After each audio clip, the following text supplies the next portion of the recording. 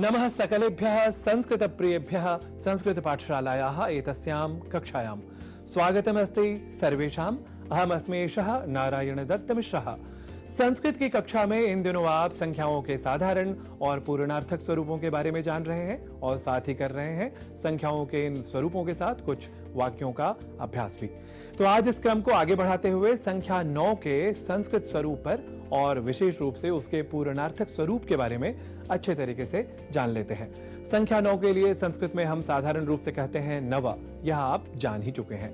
साथ ही यह भी कि संस्कृत में 3 या उससे अधिक की संख्या को हम बहुवचन कहा करते हैं। साधारण रूप से संसार की अधिकतर भाषाओं में 2 इस संख्या को भी बहुवचन मान लिया जाता है। ऐसे में संस्कृत के एक वचन, द्विवचन और बहुवचन की वैज्ञानिकता को आप स्वयं समझ सकते हैं। तो संस्कृत में बहुवचन के सिद्धांत को जान लेने के बाद बालकाः, बालिकाः, स्थानानि जैसे शब्दों के साथ 3 या उससे अधिक संख्याओं का प्रयोग हो सकता है। अतः संख्या का निर्देश यहाँ अत्यंत आवश्यक है। अर्थात नव बालकाः, नव बालिकाः, नव स्थानानि, इन जैसे प्रयोगों में नव इस संख्या का प्रयोग किया जाना अत्यावश्यक है ताकि बहुवचन के प्रयोग होने के बाद भी संख्या के बहुत्व का स्पष्ट प्रयोग हो सके। इस तथ्य के बाद अब बढ़ते हैं आगे। यदि संख्या 9 की पूर्णार्थकता बतानी हो तो हम पुल्लिंग, स्त्रीलिंग और नपुंसक लिंग के भेदों के साथ कुछ यूं कहेंगे। जैसे 9 की पूर्णार्थकता को हम हिंदी में कहा करते हैं नवा या नवी, जिसे संस्कृत में कहेंगे पुल्लिंग में नवमः, स्त्रीलिंग में नवमी और नपुंसक लिंग में नवमम। यहां ध्यान रखना है कि नवमी के स्थान पर गलती से प्रथमा आदि की तरह नवमा यह प्रयोग नहीं करना है। तो आइए 9 इस संख्या के पूर्णार्थक स्वरूपों का पुल्लिंग, स्त्रीलिंग और नपुंसक लिंग के क्रम से वाक्यों द्वारा अब कर लेते हैं अभ्यास। हम हिंदी में पहले नौवां इस अर्थ के साथ पुल्लिंग में वाक्य प्रयोग देख लेते हैं। भारत के 9वें राष्ट्रपति डॉक्टर शंकर दयाल शर्मा थे। इसे संस्कृत में कहेंगे भारतस्य नवमः राष्ट्रपतिः डॉक्टर शंकर दयाल शर्मा इत्यसौ आसीत्। अब पुल्लिंग में ही दूसरा उदाहरण देख लेते हैं। पंक्ति में बैठा नवा लड़का रमेश है। इसे संस्कृत में कहेंगे पंक्त्याम उपविष्टः नवमः बालकः रमेशः अस्ति। यहाँ नवमः राष्ट्रपति और नवमः बालकः जैसे उदाहरणों में राष्ट्रपति और बालक ये 2 पुल्लिंग शब्द हैं और इन शब्दों के पहले नवम इस संख्या का जो प्रयोग हुआ है वह भी पुल्लिंग का ही कहलाएगा।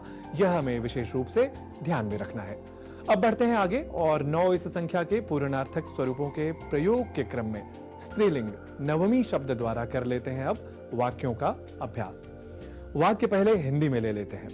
भारतीय संविधान की 9वीं अनुसूची पढ़नी चाहिए। इसे संस्कृत में कहेंगे भारतीय संविधानस्य 9वीं अनुसूची पठनीया। राधा को वह 9वीं माला ही पसंद है। इसे संस्कृत में कहेंगे राधायै सा 9वीं माला एव रोचते।